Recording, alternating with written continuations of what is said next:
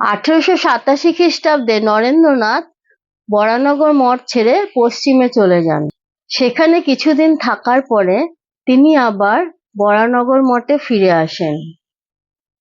1886 খ্রিস্টাব্দের শেষ ভাগে অথবা 1887 খ্রিস্টাব্দের প্রথম ভাগে বরানগর মঠ আস্তে আস্তে জমতে শুরু করেন।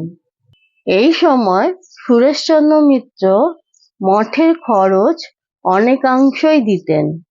যদিও মুষ্টি ভিক্ষা করে মঠ স্থাপন করা হয়, কিন্তু আস্তে আস্তে সুরেশচন্দ্র মিত্র অনেকাংশেই পৃষ্ঠপোষক হয়ে উঠেছিলেন।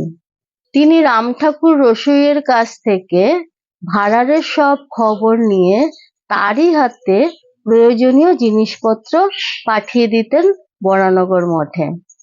এই সময় মাস্টার মশাই কয়েকদিন স্কুল ফেরত মঠে যেতেন এবং সেখানে রাত্রি যাপন করে পরের দিন আবার বাড়ি ফিরে আসতেন।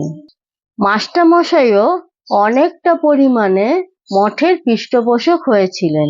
শীত বেশি পড়াতে বলরামবাবু মঠের জন্য 4-5টি সাদা ধোসা কিনে দিয়েছিলেন।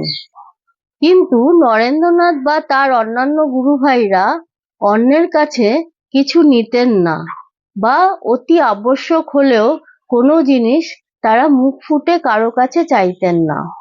এই সময় মঠে তামাক এবং চা খুব চলত।